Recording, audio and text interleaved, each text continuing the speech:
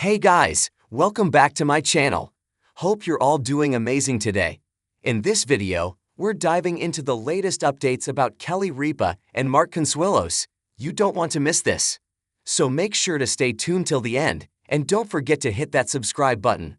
The morning sunlight filtered softly through the kitchen windows of Kelly Ripa and Mark Consuelos' New York home, casting long golden bands across the marble countertops. It should have been a normal day. Kelly reviewing cue cards, Mark sipping his coffee, Lola humming a song upstairs, but something felt off. There was a heaviness in the air, an unspoken tension hovering between them like a question waiting to be asked. Mark stood at the edge of the counter, staring down at the envelope the doctor had given him the day before. He hadn't opened it yet. He couldn't. Kelly noticed it instantly. She always noticed when something unsettled him. "Mark," she said gently, her hand brushing his wrist, "you didn't sleep." He swallowed, nodding without looking at her. "I keep thinking, what if it's not good?" Kelly knew better than to give false comfort. After 30 years together, her role wasn't to pretend bad things didn't happen. Her role was to face them with him. "Then we deal with it," she whispered, "whatever it is." But even she felt the tremor of fear rising inside her. For weeks, Mark had been ignoring small symptoms, fatigue, headaches, occasional dizziness. He assumed it was stress or overworking, but Kelly insisted he get checked. She wasn't the type to catastrophize, but something in his eyes told her this wasn't normal. While he was filming a short segment on location, he nearly fainted. The medic urged him to see a doctor immediately, and once the tests were done, the physician handed Mark a sealed envelope with a serious look that froze him to the core. Now it sat on the counter between them, small and white and terrifying. "Let's open it," Kelly said finally, though her voice wavered. "Together." Mark nodded, exhaling shakily. His fingers trembled as he tore the top of the envelope. Inside was a single printed page. He unfolded it, scanning the first line, then stopped breathing. Kelly's heart clenched. "Mark, what is it?" He handed her the paper, unable to speak. Kelly's eyes raced over the words. "Results indicate presence of a potentially serious neurological condition. Immediate follow-up recommended."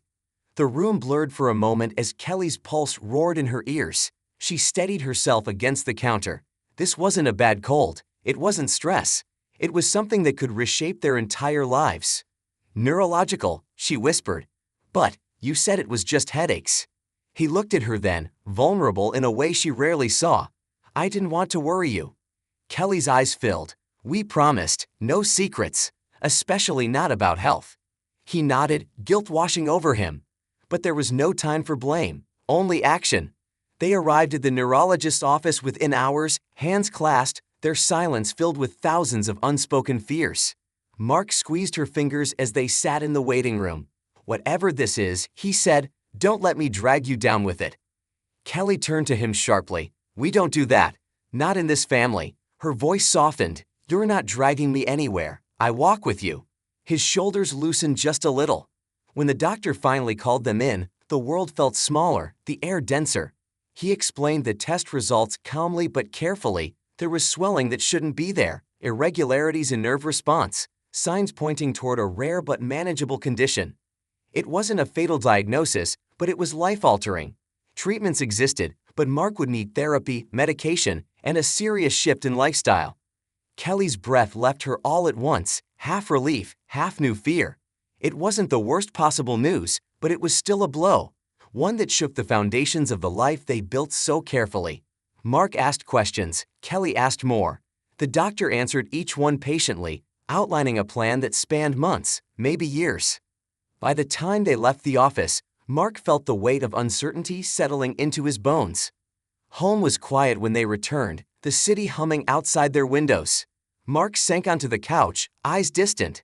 Kelly sat beside him but said nothing at first. She knew he needed space to let the truth settle.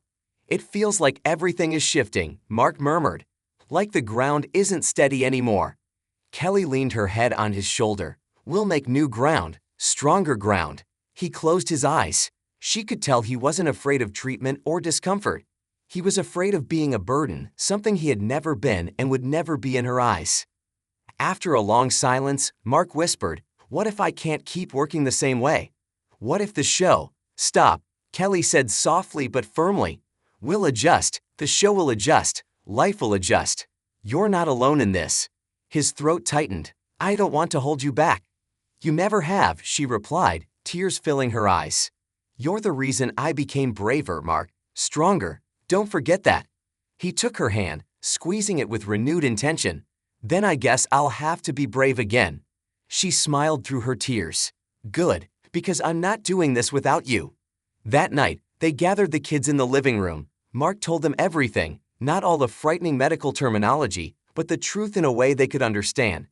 There were tears, yes, but also determination. Their children had inherited their parents' grit. We're with you, Michael said. Whatever you need. Always, Lola added. Joaquin hugged his father so tightly Mark nearly lost his breath. For the first time that day, Mark felt a flicker of hope. In the weeks that followed, they settled into a new rhythm. Doctor visits, physical therapy, medication schedules. Mark was forced to slow down, something he'd never been good at. But Kelly stayed beside him, steady as a heartbeat. She rearranged her schedule, supported his recovery, and made humor their daily medicine. Some days were hard, others were surprisingly normal. There were moments of fear, dizzy spells, headaches, but also victories, improved tests, fewer symptoms, renewed energy. And through it all, their bond only strengthened. One morning, months later, Mark woke up with a clarity he hadn't felt in ages. He looked at Kelly beside him, reading, legs tucked under her, and realized something profound. Life hadn't stopped, it had shifted, and they had shifted with it. He leaned over, kissing her on the forehead. Thank you, he whispered. She looked up, smiling softly. For what? For carrying me when I couldn't carry myself. She shook her head. We carried each other. And for the first time since that terrifying morning in the kitchen, Mark believed fully, completely, that they would be okay. Because love, real love, wasn't a fair-weather friend.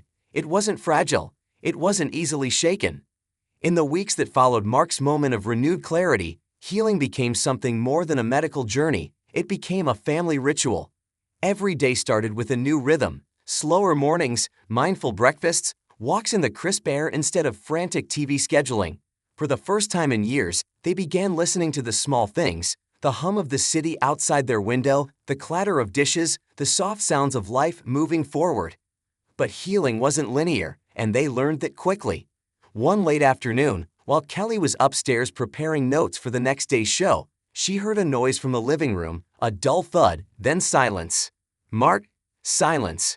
Her heart shot into her throat as she rushed down the stairs. She found him sitting against the wall, his breathing unsteady, a faint sheen of sweat across his forehead.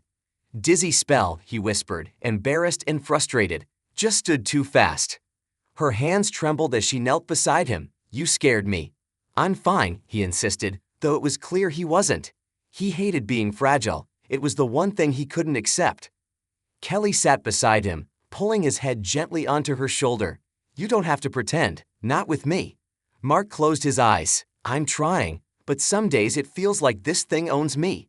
It doesn't, she answered softly, not while we're fighting together. He turned his face toward her, the vulnerability raw. I don't want you to see me like this. I married every version of you, she whispered. Strong, tired, scared, determined. None of them scare me. Her words broke something open, something he had kept locked away ever since the diagnosis. For the first time in weeks, Mark let the emotion rise, his eyes burning with unshed tears. Kelly held him as he breathed through it. And in that moment, healing took a step forward. Stay tuned for all the updates about Kelly Ripa. We are the first to publish all the information about Kelly Ripa and Mark Consuelos, so stay with us to get all the latest updates. And stay tuned to our USA Daily Drop for all updates.